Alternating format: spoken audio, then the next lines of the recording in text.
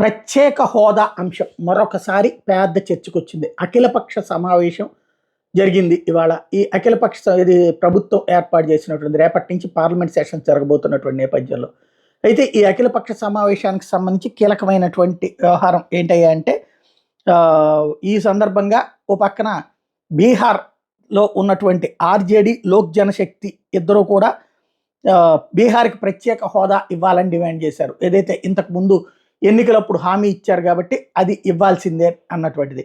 అదే సందర్భంలో జనతాదళ్ యునైటెడ్ ఏదైతే ఇప్పుడు కీలకమైనటువంటి భాగస్వామి, మూడవ అతిపెద్ద భాగస్వామి ఎన్డీలో ఉన్నటువంటి జనతాదళ్ యునైటెడ్ ఏమో హోదా లేదా హోదా బేస్డ్ ప్యాకేజీ ఇవ్వాలన్నటువంటి డిమాండ్ చేసింది.